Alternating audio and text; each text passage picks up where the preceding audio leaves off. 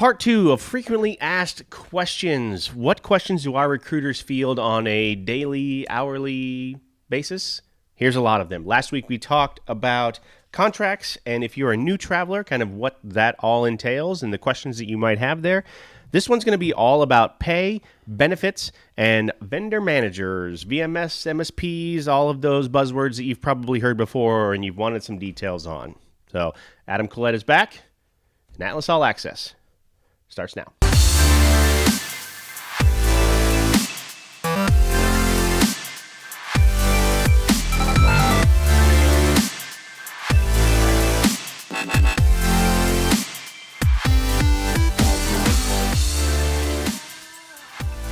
All right. You ready for part 2? Part 2. Here we come. All right. Here we go. Okay. Same as last time. We're just going to go down, give me some quick answers on these. And, we'll get this. There's a lot of questions here, and I think it's legitimate. This isn't just new traveler questions. This is just questions across the board. Sure. So pay and benefits. How do hours work for travelers? Are they guaranteed? And how much overtime can I expect? Sure. So I guess 2 different questions there. So guaranteed hours, for the most part, is going to be 36 or 40 hours a week, depending on your unit on there. A good thing to think about is a week is a week. You can't carry over a week, or you can't make up hours the next week or anything like that. Mm-hmm. A week is broke up into, Sunday to Saturday, Friday to Thursday, whatever that week that hospital goes to. It's broken up into those 30 that week. Yep. You're 36, you're 40, whatever that might be. 36 or 40. What comes into play after that is maybe a call-off policy on there. Mm-hmm. And what that means is the hospital can call you off for that shift or a certain number of hours. And it could be one shift every 2 weeks. It could be one shift per week. It could be 36 hours per 13-week contract. It could be 4 shifts per 13-week contract. Yep. We've seen it all. We've seen it all. Right. And I tell people, you hear the horror stories of getting called off and those things. The last thing that hospitals want to do is bring travelers in. It costs them a lot of money. Yep. They have to orient them. There's turnover and things like that. So I try to tell people it just doesn't happen as often. You see all the horror stories, obviously, online. It doesn't happen. The horror stories come from people that go in, they cause a lot of problems. They're a cancer to the unit. Of course, if somebody's going to get called off, they're going to be the first person to get called off on there. You go in, you do as good a job as you can. You're super positive. You try to interact with people. You're going to have a positive experience and everything. Another good thing during an interview, ask, how often do travelers get called off? Right. How much overtime? How much am I getting? How much overtime can you get? Sure. Can I get one shift a week or whatever? Yeah. Once again, in the interview or during the process of taking a job, ask about overtime, how much that you can get, how often travelers get overtime. Some places don't allow travelers to get overtime, so maybe not a place that you want. So, my record for overtime or number of shifts in a row was Miss Kim, and she did like 17 days in a row, and which I would not recommend. I would not recommend. No. And she did it on herself and yelled at me every day, but I loved it. I miss her, by the way. Yeah, I miss her. But in the same sense is her hospital let her work a ton, and she made a bunch of money and helped the hospital out. And everything as well. So, if you're out there you can find those contracts where you can definitely bank and get after it. Absolutely. So. They're not in the most glamorous of places. Nope. You want to go to North Dakota? Yeah. All right. Yeah, absolutely. Right? I mean, Let's work a ton. You're not going to Denver, right? No, you're not going to Phoenix. No, exactly. It's going to be an obscure place. I mean, I guess you could, but it's pretty rare. Very rare. Sure. All right. How often do travelers get paid? Once again, that's based off of your company that you're working with. We do every week here at Atlas. You get paid on Friday for the hours that you worked the week prior. So your first week when you show up on orientation, you don't get paid on that Friday, but you get paid the next Friday on there. Once again, your assignment ends, you get paid the week after would be your last paycheck for that assignment. Yep. How does the bill rate work for me? So how much of the bill rate does the agency take, and how much can I expect a recruiter to share with me about the bill rate? Yeah, absolutely. Once again, it's going to go back to your company. Every company is going to have some specific standards on there. I think industry standard wise, let's say the bill rate is $100. Most companies are keeping anywhere from 20 to 30% of that. Some are higher, some are lower on there. And I think with most companies, there's probably a grace period or some. These are our standards. There's wiggle room. These are our standards on there. Once again, how truthful your recruiter, your company is going to be with you on that. But I would say industry standards for us to run a business. For a bank to loan us money, for us to be able to pay people, we have to be somewhere in between that 20 and 30% of that take home. And that obviously pays for lights, buildings, payroll people, HR people, recruiter salaries, what it goes into, it all comes out of that on there. Of that. And I can tell you just from a business standpoint, having seen the balance sheet and profit and loss statement, something that I deal with, every week here at Atlas or whatever, during very high growth periods, we've averaged like an 18% margin on those deals. Sure. At other times, you push that kind of 24%, right? Yep. Go look there are publicly traded travel healthcare companies out there. You can see they report this every quarter. You can go look. They have to report margin to their shareholders. Yep. Right. So you can go and see that, and you can see it broke down between here's the nursing section, here's the allied section, here's the locum section. I mean, you can see each one of those broken down. Yep. I like to read it. It's something that kind of keeps me within the industry. It's kind of one of those trailing indicators for us. Whatever they report generally happens to us 3 months later. Yep. Kind of weirdness. I mean, it's always kind of been like that, even through our growth phases. So, I mean, I can tell you, Atlas right now, 18 to 24% is right where we need to be, and that's perfectly acceptable within. Like, there's a lot of other companies that are our size that are right in that same sort of boat. Yep, absolutely. So, why is company X offering me more or less money for the same job? Yeah. Once again, a kind of a multi-level question on there. Typically you'll see smaller companies with less overhead. Obviously be able to pay a little bit more. Their margins, there's less on their books that they have to pay for on there. That could be a reason. On part one, we talked about change in bill rates. There could be a change in bill rate at some point in time of $5, $10. I've seen $30 higher bill rates for people that I've had placed, and now I'm trying to place somebody else, and they're getting $30 more, and that's just being honest with your other travelers that, hey, this is going to happen. There's nothing I can do about it. Yep. And those things as well. And then you absolutely could be getting taken by a company they're taking a really high GPH on somebody as well. Yep. And without digging in to get in that information, it's really hard to see where that fell into. Right. But asking the right questions, not assuming that you're getting screwed over or getting taken advantage of, try to narrow that down to where that's at. You are your best advocate in those cases, right? Yeah. The more questions you ask, the better. Yeah, and absolutely. you should never feel like you can't ask those questions. You should always ask those questions. And once again, if you get it's none of your business, or it is what it is, deal with it. You got to question, is that somebody that you feel that you want to partner up and have teamwork in this industry? Right. Okay, next one. Why do some jobs have stipends and some don't? Well, that's an interesting question that I think maybe I saw this one come through in particular. I almost wonder if this is like a local job versus a travel job. Sure. Right? And this, because they exist out there.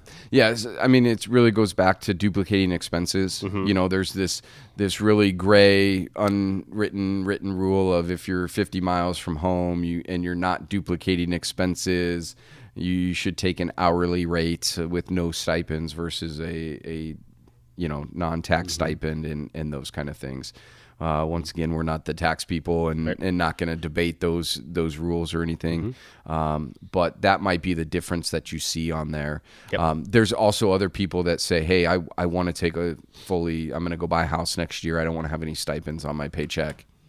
You know, I want to take a taxed rate on there. So that could be a different reason you see those as well. But I would say it's more local travel versus you know, a true travel job. Again, your best friend is Google here, right?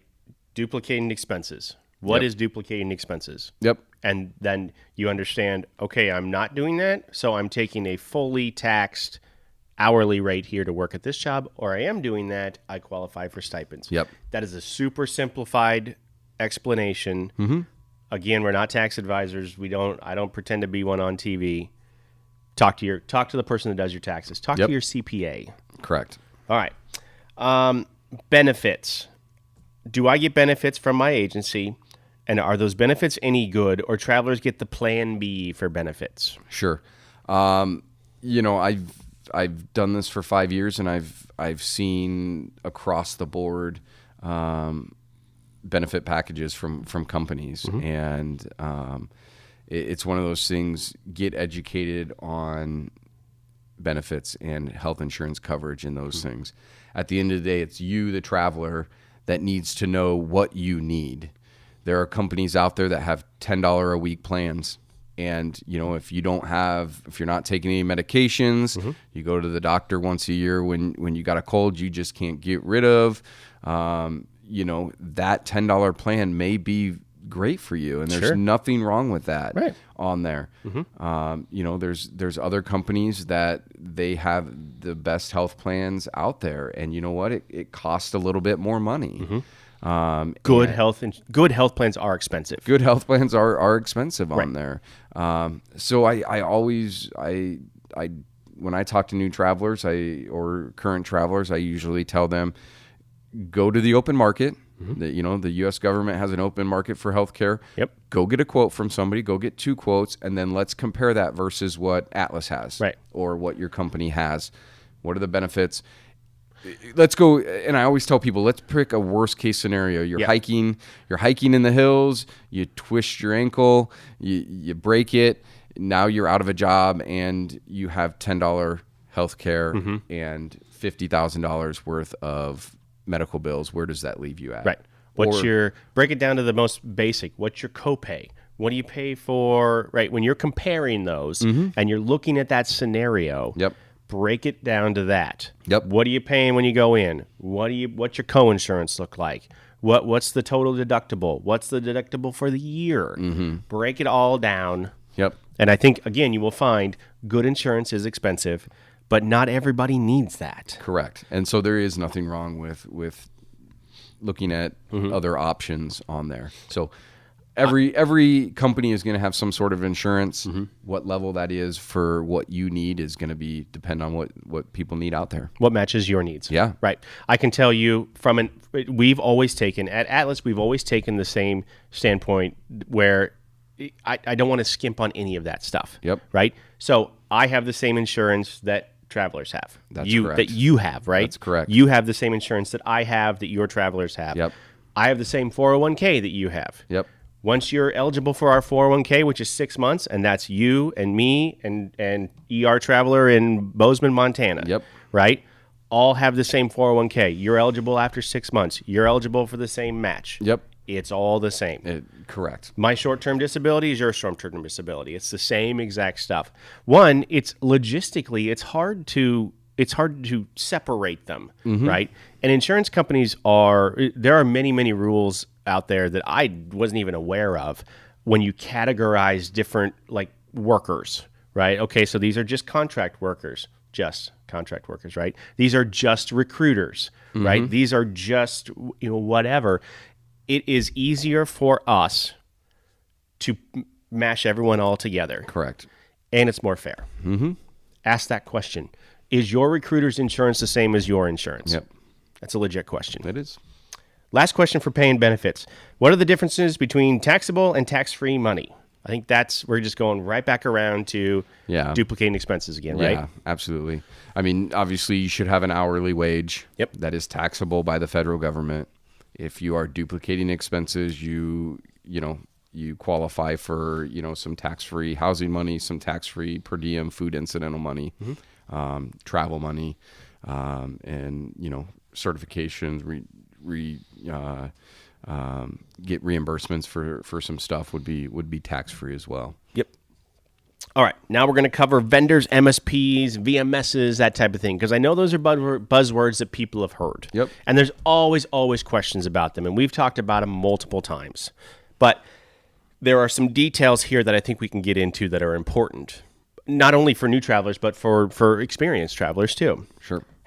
So on the very basic level, how do VMSs and MSPs work? Yeah, so the basics of a VMS or an MSP, vendor management system, or a managed service provider.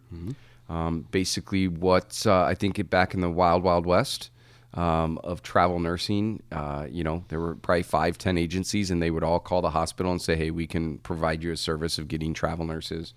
As the years have gone on and other companies have grown to 400 or 500 companies out there, hospitals were getting tired of having 400 or 500 people call into the hospital. And so people started vendor management services, or MSPs. So there's one single point of contact where their profiles are going to the VMS or the MSP. They are then filtering through those and sending the qualified candidates to the hospital. It alleviates probably jobs at the hospital level of fielding and bringing those in. So that is the meaning or why that those have come up. Yep. Generally, the vendor, the VMS, is not associated with an agency. The MSP, the managed service provider, generally is an agency. When you get right down to the nuts and bolts, they kind of operate the same. It's the same thing. Yeah.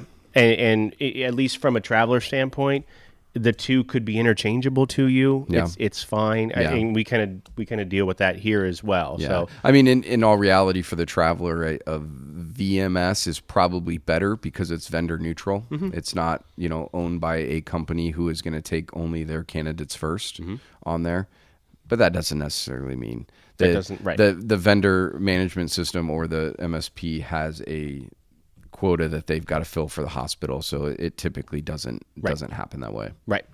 What is the difference? Well, we just answered that. What is the difference between an MSP and a VMS? Company versus vendor. Yep. Vendor neutral is important. I mean, that's important that you brought that up. Sure. There are good ones out there. Right Sourcing comes to mind that is vendor neutral. Yep. But then there are also VMSs that are owned by agencies. Correct. ShiftWise, for example, I'm sure you've heard of that one. ShiftWise is owned by American Mobile. That's not a secret. They report that in their earnings, right? Yeah.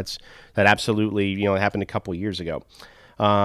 This is an interesting question, and I think better in the context of this question is relative. Are certain MSPs or VMSs better than others? Again, yes and no. I mean, it really just depends, and I think it depends on your relationship that your specific agency has with said vendor or said MSP. Right. I think one of the great things about Atlas is we've always kind of taken the stance of Switzerland of, hey, we want to work with everybody. We want everybody to be our partner and work well on there. And I don't know if this is a later question, but as we move through this and as there's a ton of companies out there, all these MSPs and VMSs have gone to basically tiering systems. Right. And a tiering system could mean better rates for some versus others. Goes back to pay. We didn't really kind of talk about that. Right. But tier one companies might get a better bill rate than that. How quick you get jobs, how fast you get jobs. The agency gets the jobs. The agency gets the jobs. So like an MSP ran by a company, they're going to give their own internal recruiters 3-5 days to fill the jobs. And then after that said time, then they're going to open it up to maybe tier one companies for the first 10 days. And then after that, tier 2, 3, 4 companies will get a shot a month down the line. And so that you might take a job that you see online to your company and they say, well, I don't have that right now. and then 2 days later, you all of a sudden have the job. And all of a sudden that job pops up. It's on there, and it's just the nature of the business, something that we as recruiters have to deal with on there. Right. But a lot of times, even if you aren't tier 1, tier 2, tier 3, if you see that job and you go ask for that job and you're a qualified candidate, we typically can still get that job for you. If you go back and ask them. Yeah. Yep. So like I said, I think better is a relative question there. From my standpoint, maybe from an agency ownership standpoint, there are some out there that I would consider maybe better because they pay us quicker. Yeah. Right? So it all depends. They pay us, the agency, better, right? When we send the invoice, they send us quicker. Yeah. Right? So it's all relative there. Yeah. Like Adam said, though, it's the relationship that your company has, your agency has with that vendor or with that managed service provider. Yeah. And once again, there's so many factors behind Yeah. the scenes that go into this. Yep. It's insane what happens behind the scenes to really be able to nail it down on good, better, best. You know, we want to work with them all. Right. We want to have the opportunity to work with every hospital we can. So they're a business like any other, right? Yep. Okay. So how much of my money, traveler money, bill rate, does the MSP or the VMS take? Yeah, you know, I would say typically anywhere from 2 to 5% is probably fair on the average of what a VMS is taking out of a bill rate on there.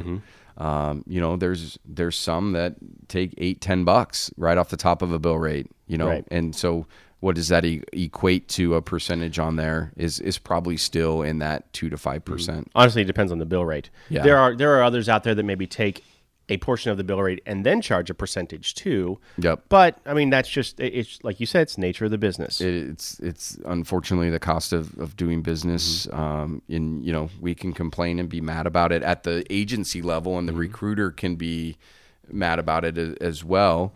And you know, at the end of the day, you can work directly with some hospitals as a 1099 employee, and I would be scared to do that. That's a tough one. That's a whole other conversation, Yeah. maybe. Yeah. But it's the cost of doing business, and we've kicked back on some VMSs and some MSPs and said this is too high, and Right. and you know they're kind of give us the same thing of it's the cost of doing business. Yeah, If you it's want to just work how with it this is. hospital, it's what it's going to be. And our standpoint has always been, we're not going to lose a traveler to a location that we don't have because I won't pay a 5% fee. Correct. That seems silly to me that that agencies have said that before. No, I'm Yep. not going to work with that VMS because they charge 5%. Yep.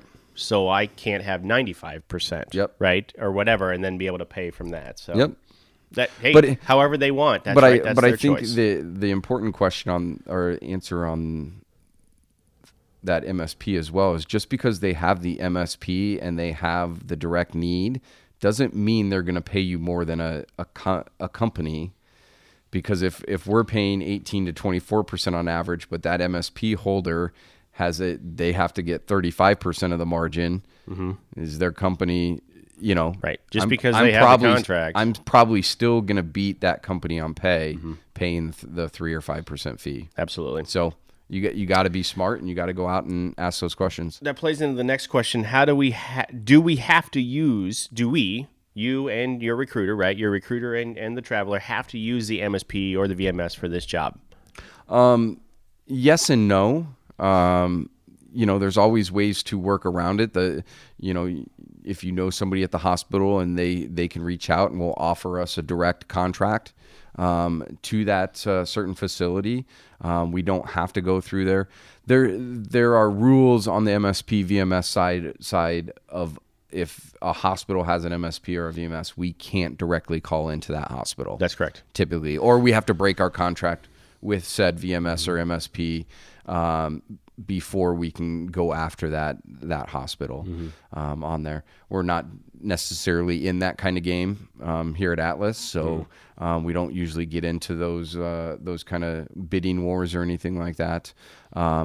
But for the most part, if something's ran by a VMS or MSP, we're going through that. We're going to use that one. That's the contract that we signed. Yep. Right. Exactly. Yep. So I think in the scenario that you gave, that's a pretty rare scenario. Correct. We're gonna honor the contract that we have and then go from there. Yep.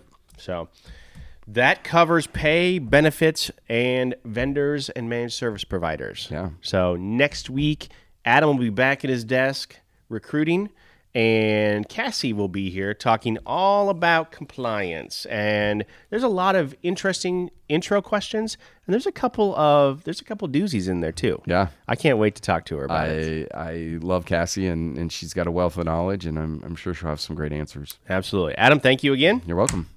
See you next week.